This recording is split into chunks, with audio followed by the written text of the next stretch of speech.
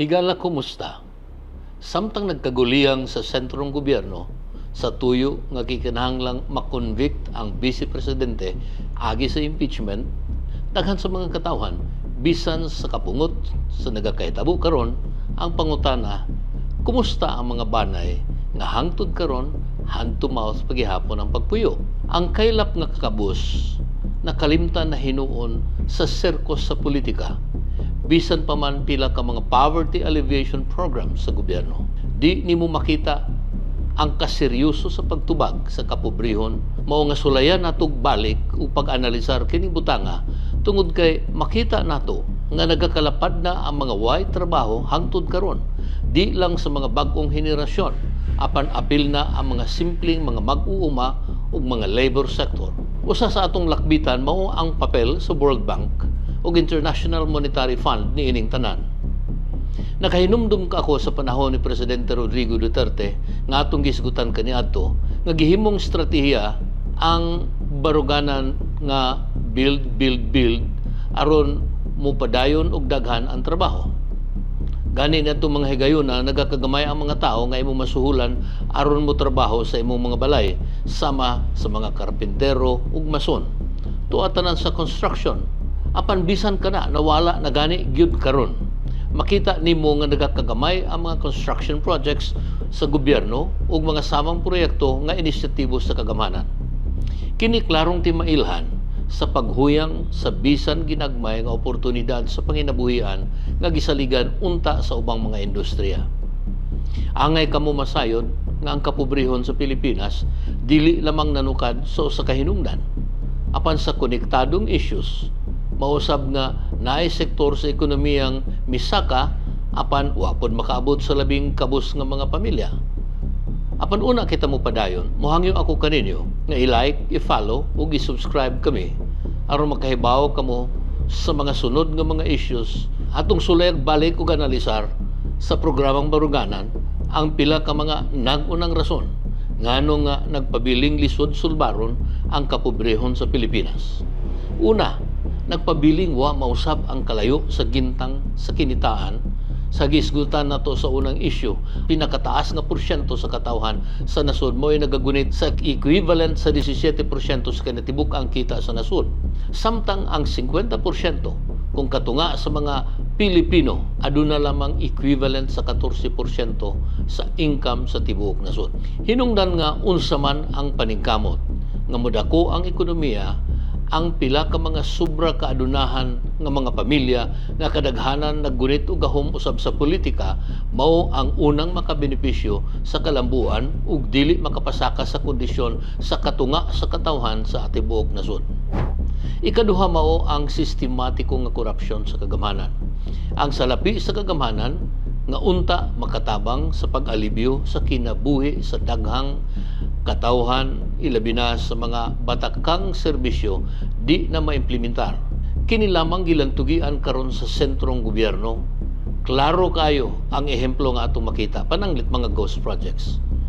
Mga proyekto nga di haom, mga overpriced nga mga proyekto, sama da nga gikawat nila ang salapi nga alang sa edukasyon sa mga kabataan, healthcare, ug mga infrastruktura nga mopagaan unta sa minadlaw nga panginabuhi sa katawhan. Ikatulo mao ang dili sustainable nga trabaho ug gamay ra gayud ang sweldo. Ang edukasyon nga mao unta ang gilauman sa mga kabus nga makatabang kanila sa ilahang kapobrehon. Nagproblema pa, ilabi na nga ang anak sa kabus nga banay di man yun makapahuman sa ilang mga anak sa college nga sa bisang gamayng porsyento na lang unta kaniya matagaan siya higayon nga makasaka sa mas arang-arang nga panginabuhian. Kining atong mga gihisgutan, adunay koneksyon sa matag usa. Ang korupsyon nagpabilin sa dinaginot nga pundo sa mga tunghaan ug mga hospitals. Ang kakabus mo ipit sa sektor, diha lang sa low-paying ug low-skilled nga trabaho. Ang kamubo sa kita mao ang makapahuyang sa kadaghanan nga nagatubang sa mga krisis sama sa pagmahal sa palaliton ug mga katalagman sama sa bagyo. Mao nga makalaom ka nga ang kakabus mapasa ngadto sa ilang sunod nga mga henerasyon. Hinon dili man sarado ang tanan, ilabi na sa reforma sa struktura o pagkunhod sa kapobrehon. Hisgutan nato karon ang papel sa World Bank sa padayong kaatrasado sa kalambuan sa Pilipinas. Ang World Bank adunay parte ngano nga naglisod kita sa pagsaka sa kahimtang sa katawan. Wa ba kamo makabantay nga ang mga proyekto nga gipunduhan ug utangon nato sa World Bank ug IMF alang sa atong kalabuan, tuwa lamang pabalik-balik sa gitawag nilang sustainable agriculture ug dili sila mupundo sa pagpalapad sa atong mga industriya nga unta mutabang sa pagpalambo sa teknolohiya agi sa mga tungahan apan kung naaman sila gihatag pudyot ra gayud. Kining usa sa mga mipugong kanato sa pagpalig-on sa mga industriya bisan sa metal, tugtan na lang nato ang pagproseso og mga semi-processed nga mga bakal. Apan ang atong mga iron ore atong gipang export. Gani ang mga eksperto nagpublikar sa mga journals o mga newspapers mopugos sa baruganan. Matuod nga pagsulbad sa kapobrehon mao ang pag-prioritize sa agrikultura, paglig-on o pag-prioritize sa mga industriya nga mokonektar sa mga industriya nga adunay koneksyon usab sa ubang panginabuhian sa katawhan. Inay nga unahon ang interes sa mga langyaw. Ikaduha mao ang pag-overhaul sa atong education system nga mopalig-on sa kahibaw sa kabataan dili lamang sa pagbasa apan sa comprehension o application sa nahibawan. Ang pinakaimportante aron mapatuman kining tanan mao ang pagkontrol sa pagkawala sa pundo sa publiko ug patubagon ang mga nanghilabot sa pundo sa katawhan. Pananglit sa agrikultura, nakita nagtuyok-tuyok sa pagsulbad sa kamubo sa produksyon.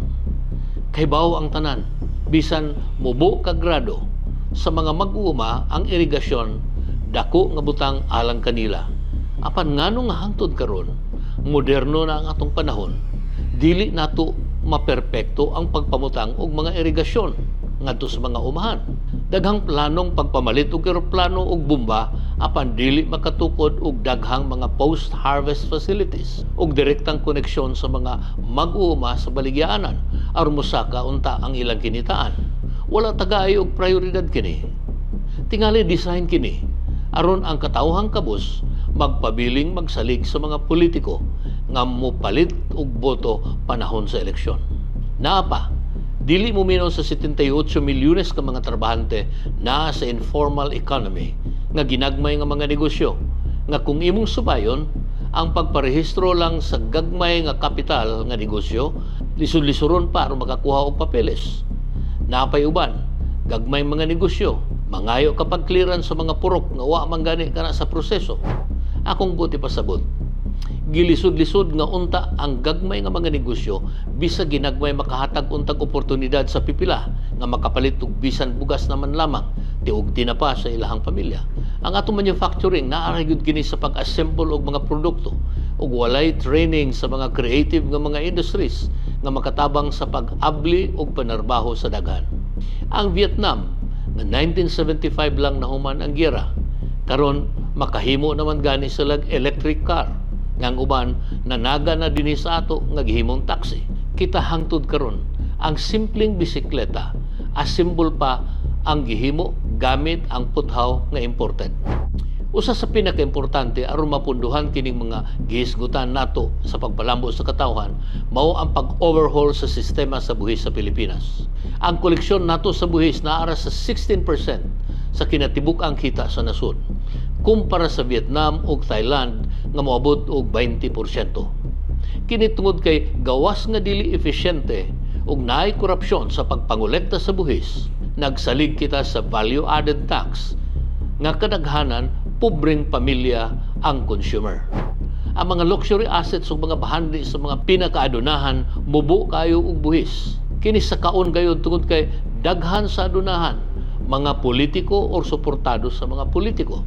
Tanawa halos 50 ka tuig na ang pulo ka pinakapobre nga mga probinsya na dinhi sa Mindanao, Bicol ug Eastern Visayas. Hangtod karon since 1970 nagpabilin nga pinakapobreng mga probinsya sa tibuok Pilipinas.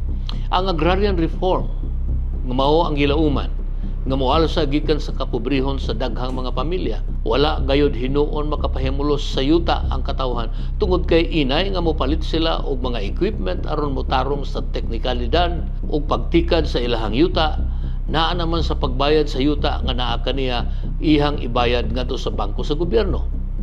Ang tag-iya sa yuta nga giboluntaryo ang iyahang pagbaligyag yuta alang sa reforma sa yuta, gideklarar og sobra doble pa ang kantidad nga bayaran sa gobyerno sa iyang yuta nga mao'y ilang kolektahon gikan sa CARP beneficiaries. Nga modako na hinuon ang utang sa beneficiaries sa ingon niana. Samtang ang mga tag-iya nga gibayaran og dako sa gobyerno mobalik sa iyang yuta pinaagi sa pag-abang sa yuta gikan na sa mga beneficiaries nga dili makasugakod pag-atiman sa iyang yuta. Ang ending tuwa ra gihapon sa unang tag-iya gawas nga hangtod karon puwerte pang daghanang on hold ang distribution sa mga yuta tungod kay anaapay mga kaso. Sa laktod sa kadako sa suliran nga giatubang sa atong nasod, dili mahimo nga igo ra kita sa pagpaminaw ug pagbagutbot sa serko sa sentrong gobyerno karon. Angay nga manginlabot na kita base sa atong kapasidad tungod kay nakita nato nga kita ray makahimo og kasulbaran ini kung gustuhon lang nato. Nakita na nato nga kun ang mga naa sa politikanong gahom lamang ang atong saligan, di kini mahitabo. Mao kini ang akong baruganan. Daghang salamat.